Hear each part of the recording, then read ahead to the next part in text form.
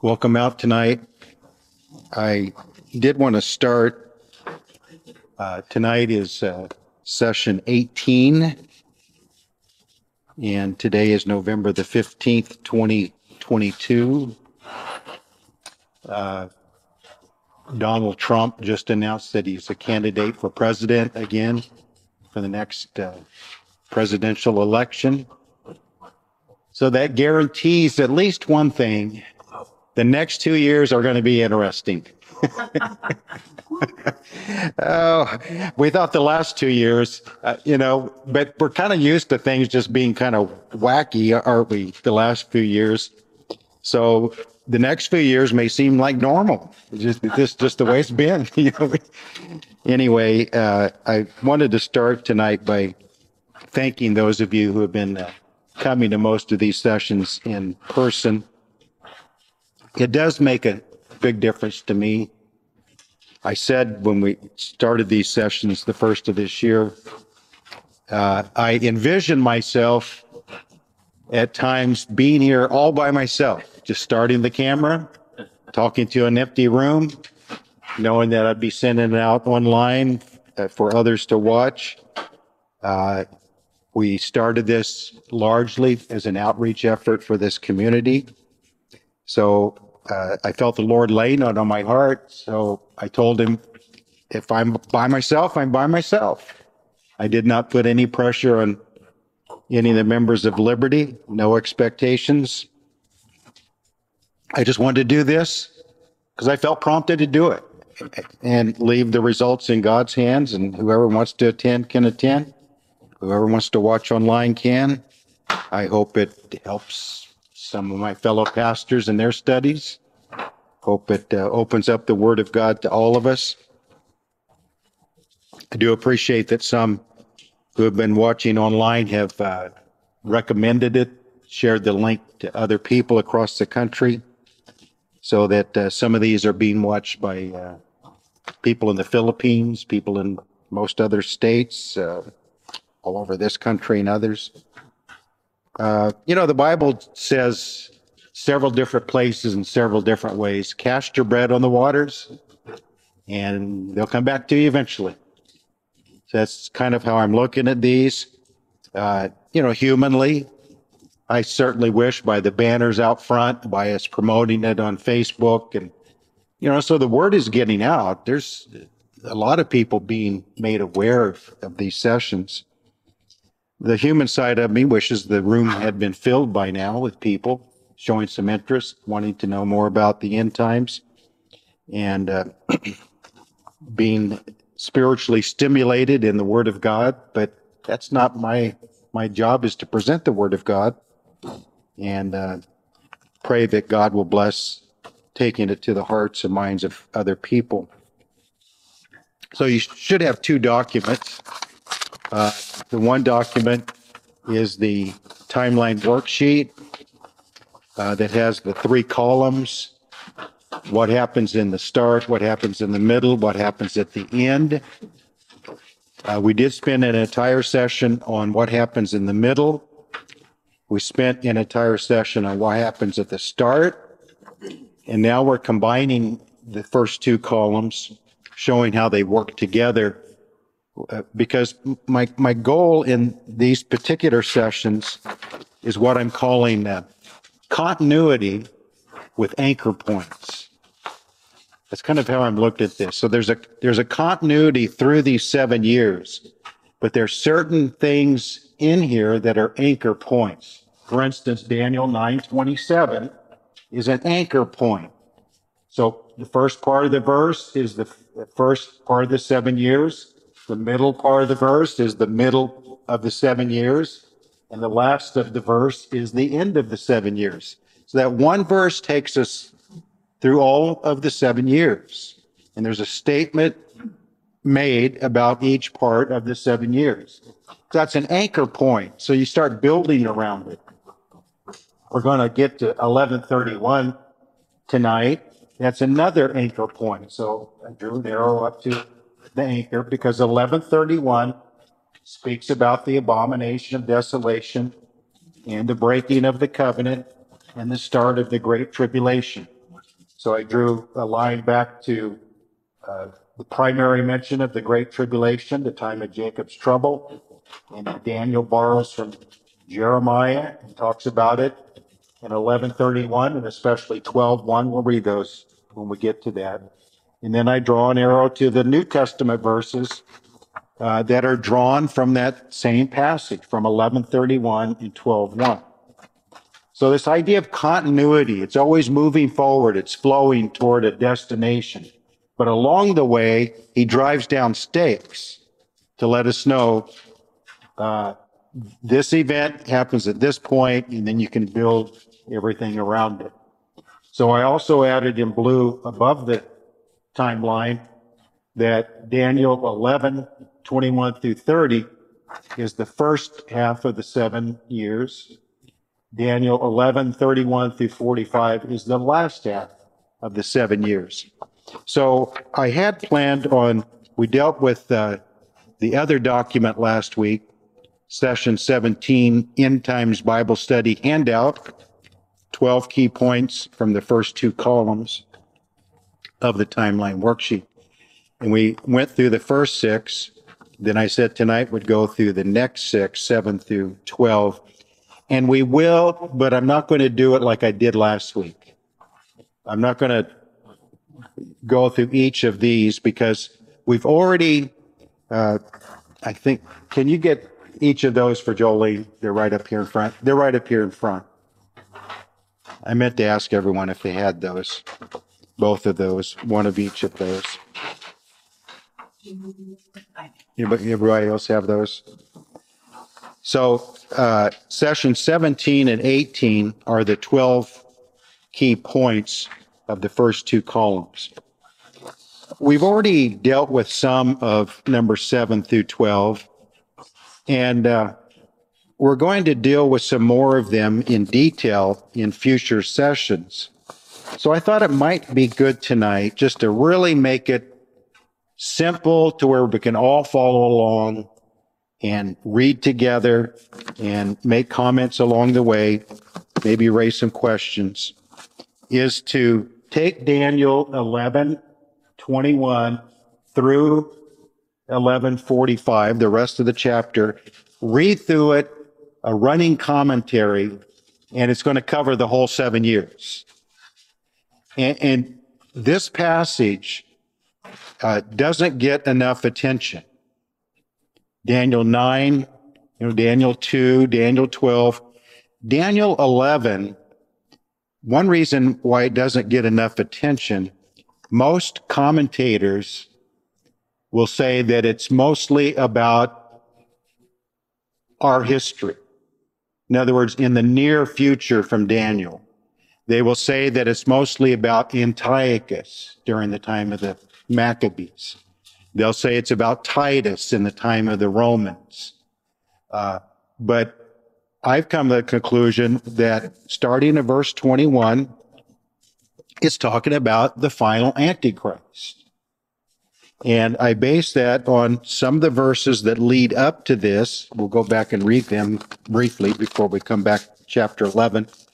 Back in 8:26, now these are all leading up to chapter 11. In all these visions, the angel keeps reminding Daniel about something really important. 8:26, and the visions of the evenings and mornings, which was told, is true. Therefore, seal up the vision, which chapter 12 talks about the sealing of the vision. And we'll see it clearly is talking about the end of the age at the return of Christ. Therefore, seal up the vision, for it refers to many days in the future. So, this is language in prophecy that's kind of saying, I'm not talking about the near future. I'm talking about the distant future, the end of the age. Not just the next ruler, not just the next empire, because there's going to be succeeding rulers and empires, building up to a final 10-toed, 10-horned, 10-nation confederation headed up by what's called the little horn, the antichrist. So all of these successive empires and rulers have some characteristics mentioned in chapter 11, but it's trying to drive us to the final expression of a Gentile ruler and his empire oppressing the people of God, Israel. Now, in chapter 10 of verse 1, in the 3rd year of Cyrus, king of Persia, we went through chapter 10 last session, a message was revealed to Daniel, whose name was also called Belteshazzar. The message was true, but the appointed time was long. So again, this language of I'm not talking about short future, I'm talking about long future. And it's appointed time. It's not just rulers as they come along, empires as they come along. It's an appointed time, an elected time. And that's often language connected with the final 7 years and the final antichrist. Appointed time. Then in chapter 10, verse 14, now I have come to make you understand. This is Gabriel talking to Daniel. I have come to make you understand what will happen to your people in the latter days. For the vision refers to many days yet to come. So again, not just the next main ruler, not just the next main empire, but way down there at the end is what I'm talking about. To show this conclusively in chapter 12 and verse 9, he said, "Go your way, Daniel, for the words are closed up and sealed till the time of the end." I think that's clearly talking about the soon time leading to the return of Christ. And the idea of they're sealed up carries us right over to Revelation and the unsealing of the 7 sealed scroll. So down there in the future, Revelation and the 7 seals. So this idea of sealing and unsealing is definitely at the time of the end. And then verse 13, the book of Daniel closes out, "But you go your way till the end, for you shall rest and will arise to your inheritance at the end of the days." When is the resurrection? When will he receive his inheritance? At the return of Christ and the resurrection, down there at the very end. So all of these verses are simply like Gabriel reminding Daniel, I'm not talking about your lifetime or the next lifetime or the next. I'm talking about, that's why Jesus in Matthew 24:15 said, stop right here, go to Daniel, and you'll get a lot of answers about what I'm talking about in Matthew 24. So anyone studying Matthew 24 needs to spend a lot of time in Daniel. Because Jesus basically is saying in Matthew 24, I'm just going to hit the high points. If you want to know a lot more details, go to Daniel. I already was back there with him, telling him what to write down. So it's really Jesus speaking through Daniel, and then, 500 some years later, speaking it himself to his disciples. But it's the same words. But he told them that Daniel had a lot more detail. So go back and read and understand. So let's start in 11:21. And to put it in context, verse 20, there shall arise in his place one who imposes taxes on the glorious kingdom, but within a few days he shall be destroyed, but not in anger or in battle. So we're going to find out that this Antichrist is he's less of a warrior, even though he does include war and battles and killings and so forth. You have to, if you're going to grab all the power. But he comes in politically. He comes in peaceably. He comes in deceitfully. He comes in kind of an unknown figure. He's not a major world figure. He's not from royalty. Doesn't have a bloodline connection to a famous family. He's kind of an unknown in the shadows. And evidently, this person in verse 20 is going to be destroyed, whoever it is. This is the one that the Antichrist fills the vacuum and takes over from. He'll be destroyed, but not in anger or in battle. So whoever destroys him is going to destroy him politically. Or a big scandal. However he destroys him, it's not going to be in anger or in battle. And in his place. Now here's where we start the Antichrist. Shall arise a vile person. Now we've already been told earlier in Daniel, for instance, back in chapter 8, in verse 11, this is the little horn of chapter 8, verse 9, that many people try to make Antiochus or Titus or some other ruler leading up. But this little horn back in chapter 7, it's easy to make this little horn the Antichrist. And out of one of them came a little horn, which grew exceedingly great toward the south, toward the east, toward the glorious land. He grew up to the host of heaven, and it cast down some of the host and some of the stars to the ground and trampled them. This is kind of reminiscent of Revelation 12, when Satan is cast out of heaven and brings some of the stars with him, and he tramples on humans and on governments. It's that kind of language. He even exalted himself as high as the prince of the host. And by him the daily sacrifices were taken away, and the place of his sanctuary was cast down. That's the abomination of desolation. And the taking away of the sacrifices, that happens here in the middle of the week, where he breaks the covenant, stops the daily sacrifices, commits the abomination of desolation. But I'm really talking about his character. He exalts himself as high as the prince of the host. So back to chapter 11:21. In his place shall arise a vile person. So this is the Antichrist. He's full of pride. He's full of arrogance, but he's able to hide it in deceit.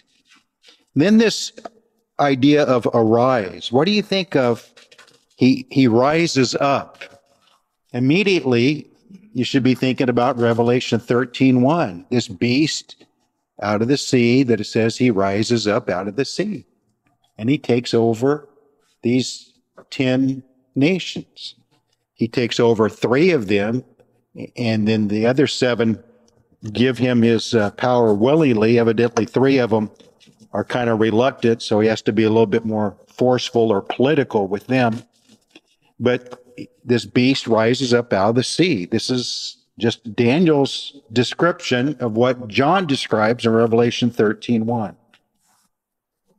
To whom they will not give the honor of royalty. He'll not be of royal blood or of noble blood or well-known or a powerful nation, but he shall come in peaceably. But that's how he destroys the guy back in verse 20. He'll seize the kingdom. So he grabs hold of it as peaceably, but he sees an opportunity. He sees a vacuum. He sees a way to ruin this previous man, take over his position, and then from that build that coalition of 10 nations. So it is a seizing, but it's peaceably. That's how he starts. With the force of a flood, they shall be swept away from before him and be broken. At least 3 of them. And also the prince of the covenant, which is probably that man back in verse 20. See, he sweeps him away somehow. And after the league, see, this is called, as we'll see later, a holy covenant. In 9:27, he confirms a covenant. So the other places it's called a covenant because the word covenant in the Bible has like a holy connotation to it, a spiritual. It's from God. It's an agreement between God and humans. Covenant is a real special Bible word. But to him, it's much less than that. It's just a treaty. It's just a league. It's just an evil necessity. It's just a political requirement for me to get a foothold. So this prince of the covenant, verse 22, evidently was the one who got the process started. And now this vile person will be able to rise up, take his place, destroy him, however it destroys him, and sweeps away this prince of the covenant and takes his position. And that's how he gets his foothold. After the league is made with him, he shall act deceitfully. So now that he's in, here's where his deceit really begins. This is why Jesus tells us to go to Daniel, because in Matthew 24, when it says he shall act deceitfully, Jesus brings this up 4 times. Be not deceived, be not deceived, be not deceived. All the way through Matthew 24, 4 times. Paul grabs a hold of Daniel making this statement and says in 2 Thessalonians 2 and 3, let no man deceive you by any means. So why does Jesus and Paul grab hold of what Daniel says, or Gabriel says to Daniel, and highlight it? Because this man will be the master of deceit. For he shall come up and become strong with a small number of people.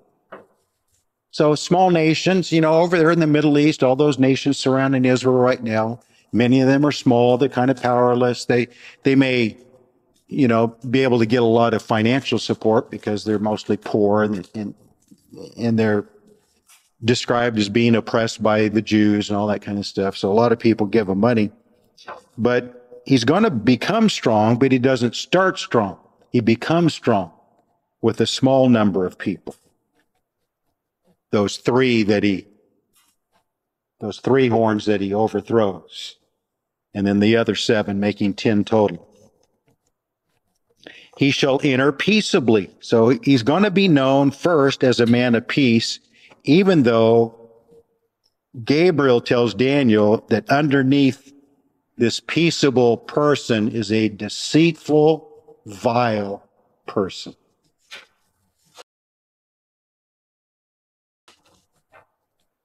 There's been this is not hard to understand, is it? I mean, we're living in a time where many politicians have a great ability to make people believe that they're just the most wonderful person in the world. Then you find out later that they're creeps. Just the way it is, human nature. He shall enter peaceably even into the richest places of the province. So we're still in the first half, the first 3.5 years. And he shall do what his fathers have not done, nor his forefathers. He shall disperse among them the plunder. So as he's gaining his power, what does he do? What every good politician does. He starts buying people. He starts contributing to their charities. He starts contributing to their political runs for power. And so he gains a lot of friends that way. He shall disperse among them the plunder, the spoil, and the riches. He shall devise his plans against the strongholds, but only for a time. He shall stir up his power and his courage against the king of the south. So he starts out up in the north, Syria, Turkey, Iraq, one of those north of Israel, and the king of the south, so the Arabs, whether it be Egypt or Libya, one of those countries down there, Saudi Arabia. Because this is all built on, not to go into too much detail, but this principle is all built on when Alexander the Great died, his empire was divided among 4 generals. And the king of the north was Seleucid, and the king of the south was Ptolemy. And so the king of the north and the king of the south fought against each other all the time. Well, he's taken that same principle and carrying it down to the end times. And we see over there now, even among the Muslim countries, the northern Muslim countries, especially like Iran, they hate Saudi Arabia. They want to destroy Saudi Arabia. Saudi Arabia tries to stay friendly with the U.S. to protect them against Iran, but they're both Muslim countries. So there's something about the northern old Persian-based countries, the southern Arab-based countries, they've always hated each other. Just because they're Muslims doesn't mean they, are friends.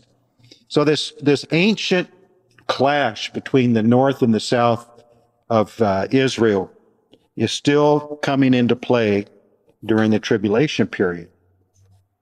So he shall stir up his power and his courage against the king of the south with a great army. Now, this could be Saudi Arabia with all their money and the United States helping them. It could be Egypt, because Egypt and Saudi Arabia are two of the more, even though they're rabid Muslim countries, they're two of the more neutral countries now toward Israel. Why? Because it's good business to do business with Israel. So they're less hostile. Not Iran. They don't care about any of that. They want to destroy Israel. They're very public about it. So he's trying to get everyone on his side. And in this case, it's going to come to battle. The king of the south shall be stirred up to battle with a very great mighty army, but he shall not stand, for they shall devise plans against him. And a lot of this is about the Holy Covenant, this 7-year agreement that has divided the Muslim world. And that's easy for us to see. Any peace agreement with Israel and allowing them to have access to the Temple Mount and to Jerusalem and to their own land is going to divide those countries over there. We've already seen it divide those countries over there. What, little treaties have come along in our lifetime. There's not general agreement between those countries. But he shall not stand, for they shall devise plans against him. Yes, those who eat of the portion of his delicacies shall destroy him. His army shall be swept away. Many shall fall down slain. So the king of the north, whoever that is going to win this conflict. And it's just going to gain him even more power. Both these kings shall be bent on evil. They shall speak lies at the same table. Now, we don't know if they're lying toward each other or because of his victory over the kings, the group of the south. They now come together and devise evil against Israel. How can we break this covenant and destroy them? We've made them a lot of promises. They are prospering. They're at peace. So maybe we can secretly figure out a way to break this and go against them. They shall speak lies at the same table, which is what happens all the time in the world right now in negotiations, so it's no different. But it shall not prosper, for the end will still be at the appointed time. While returning to his land with great riches, because he's won the victory, now his heart will be moved against the Holy Covenant. Why? Because now he's much more powerful, wealthier, has more influence in that whole region than he did when he started out. He hated the Holy Covenant right from the start, but he couldn't do much about it. He came into a covenant that was already in the process of being agreed to. He finds a way to overthrow the architect of that, gains his foothold, and begins in deceit. That's why he talks about deceitfully. Right from the start, he starts trying to figure out, how can I break this covenant? I hate it. So he shall do damage and return to his own land. But now he's gaining enough power and influence to maybe make an attempt. At the appointed time. That's really important, isn't it? See, he thinks he's manipulating all this. He thinks he's scheming, he's planning, he's plotting, he's working his way to break this covenant. It's God's appointed time. God's the one that set this 7 years up. God's the one that said this is what's going to happen right in the middle. God said this is what's going to happen the last 3.5 years. God's going to say, it's time. But God's in control of all of it. It's the appointed time. While returning to his land with great riches, his heart shall be moved against the holy covenant. He shall do damage to return to his own land, wherever it is, Syria, Turkey, wherever it is north of Israel. At the appointed time, he shall return and go toward the south. Now, this is, I think, for the purposes we might see to now go against Israel or capture Jerusalem. But it shall not be like the former or the latter, for ships from Cyprus, we've read this before, Chittim or Cyprus, from the west, Western naval powers, shall come against him. So even though he's won a regional victory and has consolidated a regional power base, the Western nations are going to probably say, now you're going too far. You guys fought against each other. You worked it out. You won your victory. That's one thing. But now we see your plan is to destroy Israel. And evidently there's going to be still enough support of Israel in the middle of the 7 years to at least slow him down, stop him in this initial effort. Ships from Cyprus, from the west, shall come against him. Therefore, he shall be grieved.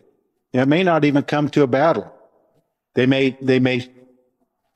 present a strong show of force. He'll say, I don't think I can really overcome. I see I don't have as much support as I thought I did. I'm jumping the gun a little bit. So he pulls back because it doesn't even seem like there's a battle that takes place here. Therefore, he shall be grieved and return in rage. So this just makes him even madder against the holy covenant and do damage. So he shall return, lick his wounds, plan for another day, and show regard for those who forsake the holy covenant. Forces shall be mustered by him. And here's verse 31. That's why I have 11:31 right here. It's an anchor point. This is the abomination of desolation, the breaking of the holy covenant. They shall defile the sanctuary fortress. That's the temple, the city. Then they, the people of the prince, as it said in 9:27, the people of the prince to come. So his armies, his people, his political figures, they shall take away the daily sacrifices and place there the abomination of desolation. So that's the two events that happen in the middle of the week. Now, if you look at the session 17 and 18 End Times Bible Study handout, number 6, I say Daniel 11:30, he becomes enraged against the covenant, but he lacks what point 7 gives him. See, the ships of Cyprus came against him and stopped him. But something happens between verse 30 and 31, and I think it's point number 7. Revelation 13:1-4. Let's just go over and read that real quick. How am I doing on time? Okay, I think we're pretty good. Revelation 13, verse 1, I stood on the sand of the sea, and I saw a beast rising up. That's what we saw in Daniel 11:21. Out of this sea, having 7 heads and 10 horns, because he had taken over 3. On his horns 10 crowns, on his heads a blasphemous name. The beast that I saw was like a leopard. His feet were like the feet of a bear, his mouth like the mouth of a lion. So that takes us back to Daniel, doesn't it? Daniel 7, those animals that represent the empires. And the dragon gave him his power, his throne, and great authority. When did the dragon give him his power, his throne, and great authority? Back in chapter 12, in verse 9, the great dragon was cast out, that serpent of old, called the devil and Satan, who deceives the whole world. So the Antichrist, for the first 3.5 years, acts deceitfully. Now he's going to be incarnated by the greatest deceiver of all, Satan. He was cast to the earth. His angels were cast out with him. Now heaven rejoices in verse 10, but not the earth. Woe, verse 12. Rejoice, heavens. Woe to the inhabitants of the earth and the sea, for the devil has come down to you having great wrath, because he knows he has a short time. That short time is 42 months. Time times half a time, 1,260 days, 3.5 years. Now he's confined to the earth. No more access to heaven to accuse the saints. He embodies this man of sin, as it says in 13:2. How does the dragon give him his power? Because the dragon is cast down to the earth, and he somehow, as an imitation Christ, as an imitation God the Father and God the Son, he embodies or incarnates this man. Takes complete control over it. It's the same time that one of his heads, as it had been mortally wounded, and his deadly wound was healed. And because of that event, see, they can't see Satan embodying him, but they can see him dying and resurrecting. And something about that event, along with Satan embodying him, he changes from an antichrist to the antichrist, full of the power of Satan. And it happens right here. And that's what gives him now the power that he thought he had early. He thought he had the power earlier in Daniel 11. He thought he had the power in Daniel 11:30. But he found out he did not yet have the power he thought he had. He was turned back. But in 11:31, he has the power to break the covenant and commit the abomination of desolation. How does he have the power now? Well, he has a death and resurrection event, and Satan's embodying him now. He's a different man. And now he's unlike any man who's ever lived. So 11:31 is it's another anchor verse. And I tie it back to Jeremiah 37. This is the time of Jacob's trouble. This is when the great tribulation begins. If you want to go ahead and skip to 12:1 of Daniel, at that time, which is just a recap of chapter 11. At that time, Michael shall stand up, the great prince who stands watch over the sons of your people. There shall be a time of trouble, such as never was since there was a nation, even to that time. And at that time, your people shall be delivered. Yeah, they're going to be delivered after 2/3 of them are killed. And the other third has to go off into the wilderness and be protected by God. So it's not like they're going to be delivered not experiencing any death or pain, but they're going to be delivered. When it's all over, they're still going to be there, is the point. When does this great tribulation begin? Back in 11:31. So the rest of the chapter is talking about the last 3.5 years. And I give the verses in Matthew that describes the same thing. Jesus said, when you see the abomination, desolation, then shall there be great tribulation, such as there never was. Revelation 7:14 talks about the great tribulation also. So back to Daniel 11:31. Those who do, for 32, those who do wickedly against the covenant, he shall corrupt with flattery. So he's going to be getting more and more people on his side. My own personal opinion is that this death and resurrection event happens because he tries to destroy Israel and recapture Jerusalem, and somehow the Jews assassinate him. I think that's going to be how it works out. But because they were involved in killing him, it's going to turn more of the world against them.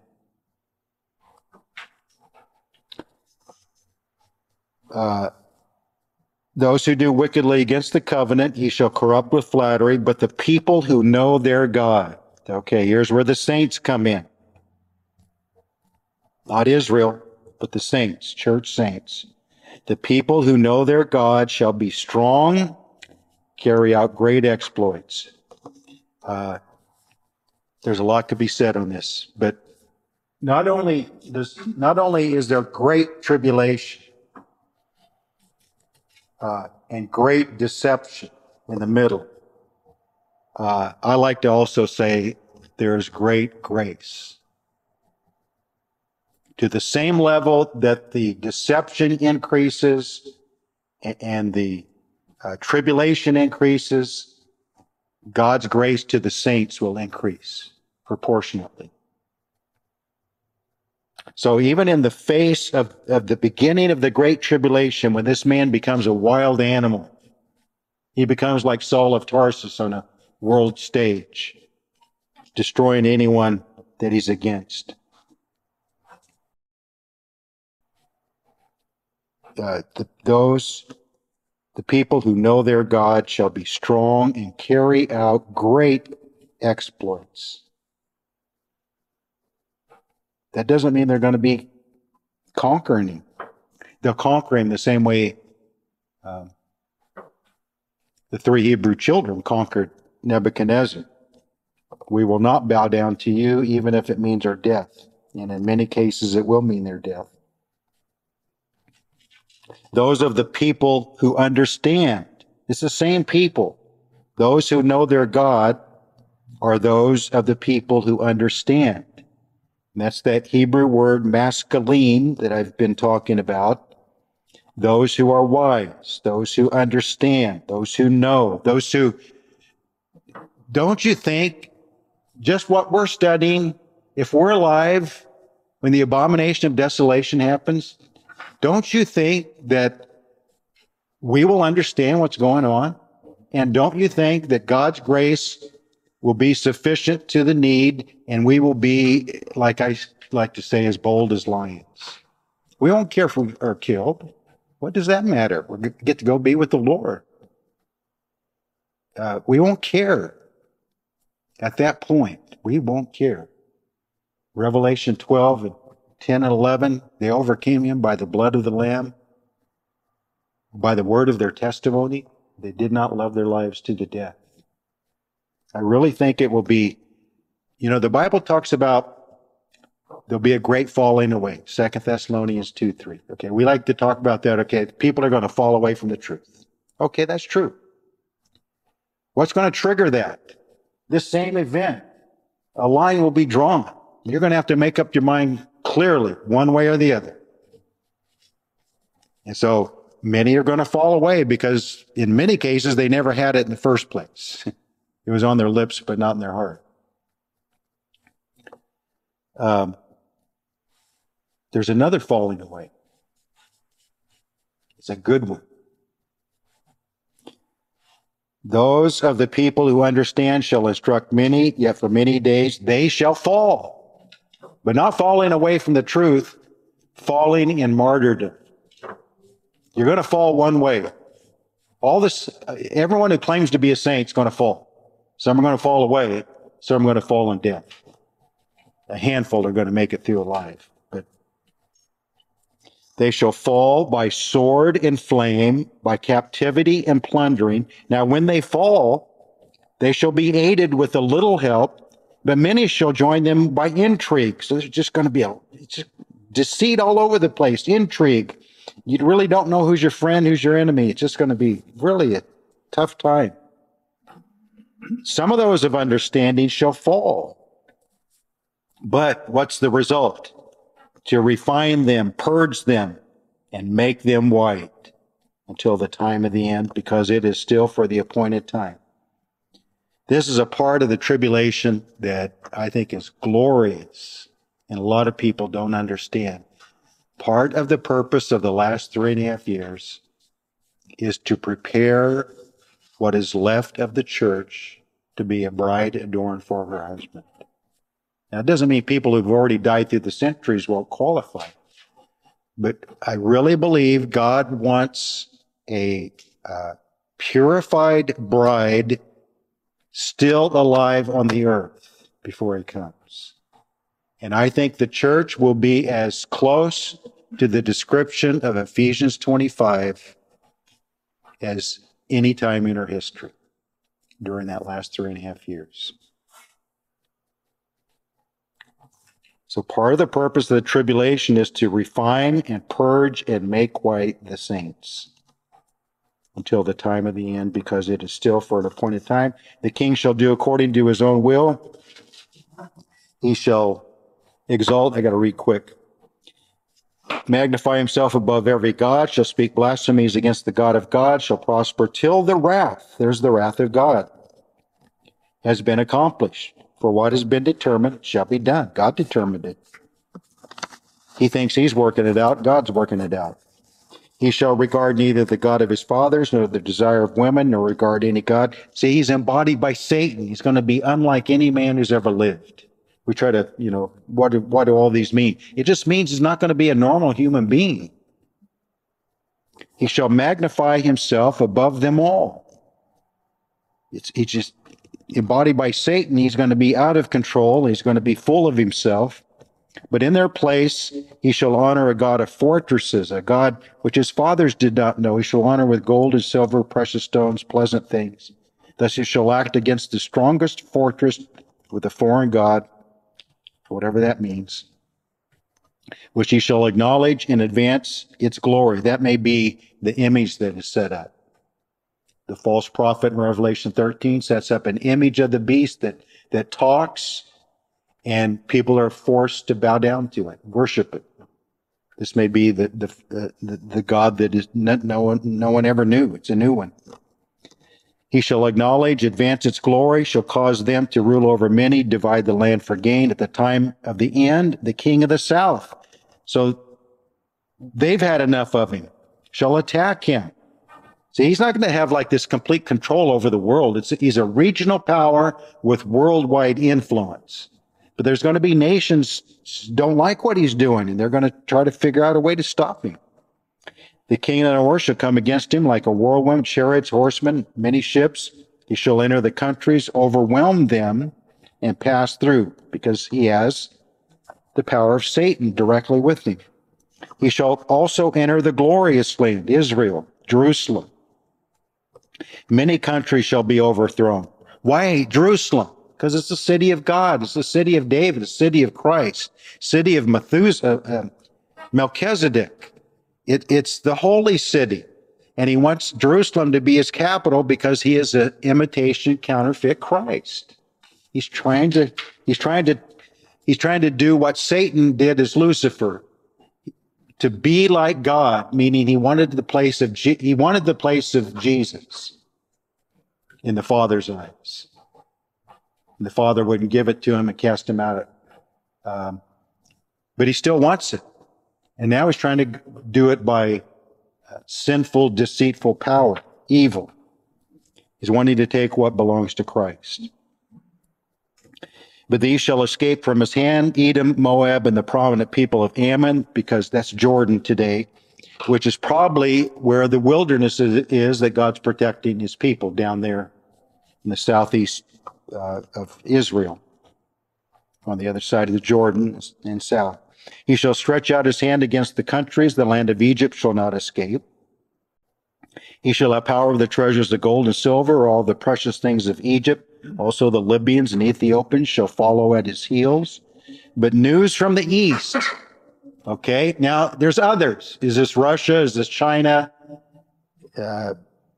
Is this Iran? India. Revelation talks about a 200 million man army. from the east. The kings of the river Euphrates is dried up to make way for the kings of the east. In Revelation, that's down toward the end of the 7 years. So this is where we are here. So news from the east and the north.